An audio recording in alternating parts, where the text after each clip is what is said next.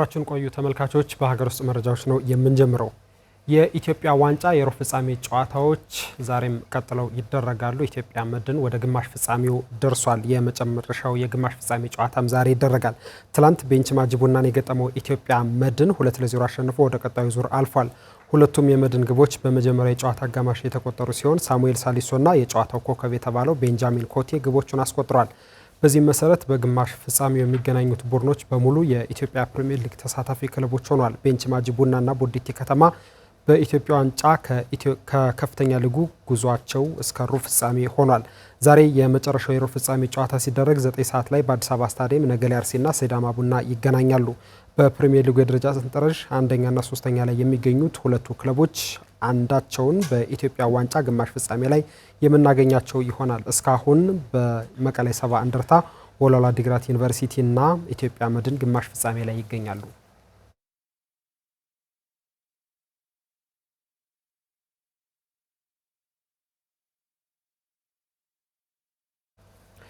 ከረፍት በተመለሰው የኢትዮጵያ ሴቶች ፕሪሚየር ሊግ ትላንት 3 ጨዋታዎች ሲደረጉ መቻልና ሲዳማ ቡና ተጋጣሚዎቻቸውን አሸንፈዋል። ሸገር ደግሞ ከልደታ አቻ ተለያይተዋል።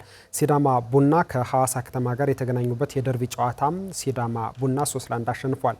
ሐዋሳ በየምስራች ላቀው ግብ ቀዳሚ ቢሆንም ሲዳማ በሁለተኛ የጨዋታ አጋማሽ 25 ደቂቃዎች ባስቆጠራቸው 3 ግቦች 3-1 በሆነ ውጤት ቀልብሶ አሸንፏል።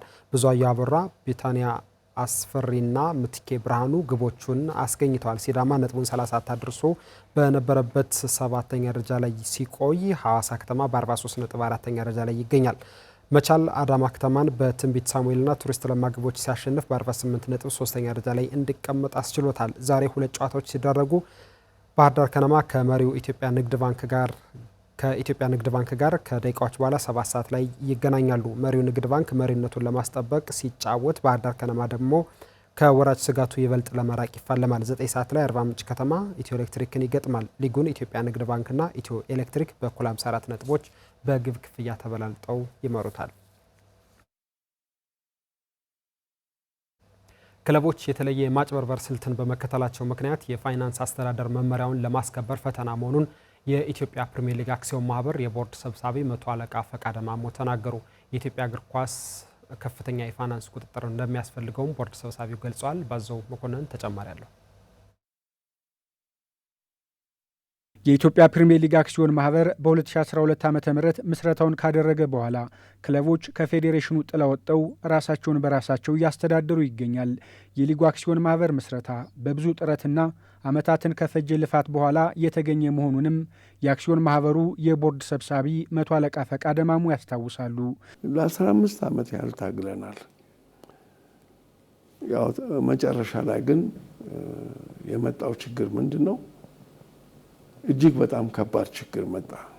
የኢትዮጵያ ፉትቦል ፌዴሬሽን ክለቦችን እና ማስተዳደር ውድድሮቹን በአግባቡ ማካሄድ ሲያቅተው ያሉን ምንድነው? ፍሙን አሮሎ ወረወርንላቸው። ስለዚህ ያንን ፍም አሮሎ ተቀብለን እኛ ደግሞ አቀዝቅዘን አደራጅተን ያው እንደምታየው የኢትዮጵያ ፕሪሚየር ሊግ አክሲዮን ማህበርን አቋቁመን አሁን 7ኛ ዓመት ደርሰናል ይመስለኛል። በእነዚህ ዓመታት አክሲዮን ማህበሩ ከሱፐር ስፖርት ዴስቲቪ ጋር በፈጠረው ስምምነት ሊጉ ዓለም አቀፍ ሽፋንን ከማግኘቱ በተጨማሪ ክለቦች በርካታ ሚሊዮን ገንዘብ አግኝተዋል። የተገኘውን ገንዘብ በአግባቡ ለእግር ኳስ ልማት በመጠቀም በኩል ግን ከፍተኛ ክፍተቶች ነበሩ። እኛ እንደመጣን ኢቭን ወራጁ ክለብ እንኳን ከ5 እስከ 7 ሚሊዮን ብር ነበር የሚያገኘው። እኛ ጋር ስህተት የለም ማለት አይደለም። ስህተቱ ምንድነው? ይህንን 85% ወደ ታች ወደ ክለቦች ስናወርድ ተስፋ አድርገን የነበረው ክለቦች ይህንን ገንዘብ ወጣቶች ላይ ኢንቨስት ያደርጉበታል፣ የራሳቸው ሜዳ ላይ ኢንቨስት ያደርጉበታል፣ ራሳቸው ቢሮ ላይ ኢንቨስት ያደርጉበታል ብለን ተስፋ አድርገን ነበር። የለም፣ ዜሮ ነው። የኢትዮጵያ ፕሪሚየር ሊግ አክሲዮን ማህበር የቦርድ ሰብሳቢ 100 አለቃ ፈቃደ ማሞ የኢትዮጵያ እግር ኳስ ከፍተኛ የፋይናንስ ቁጥጥር እንደሚያስፈልገውም አጽንኦት ሰጥቷል። የኛንቶ ከፕሪሚየር ሊጉ ሄደው ገንዘብ ተው በየአመቱ የከተማ አስተዳደሩ ለክለቡ የሚመድበው ተጠያቂነት የለውም። ኪክባኩ ኮራፕሽኑ ምን ሁሉ ተቆጣጣሪ የለውም። ስለዚህ የኢትዮጵያ ክለቦች እንዴት አድርገው ነው አድገው ጥሩ ተጫዋቾች አፍርተው ከራሳቸው አልፎ ለብሔራዊ ቡድን ጥሩ ተጫዋቾች የሚያፈሩበት መንገድና ዘዴው እንዴት ነው? የለም፣ ባዶ ነው ጌታዬ። የኢትዮጵያ ፕሪሚየር ሊግ አክሲዮን ማህበር ከባለፈው ዓመት 2017 ዓ.ም ጀምሮ የክለቦች የክፍያ ስርዓት አስተዳደር መመሪያን ቢያጸድቅም ተግባራዊነቱ በክለቦች ተጥሷል።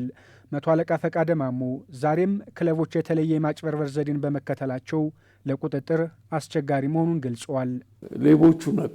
ገንዘቡን የሚሰጡት የነበረው በፈቃደ ስም፣ እኔ ተጫዋች ከሆንኩኝ በፈቃደ ስም ስለሆነ ተያዙ። አሁን ያቺ መንገድ እንደምትያዝ ስላወቁ ወይ በእናቴ ወይ በአክስቴ ወይ በሚስቴ ያደረጉ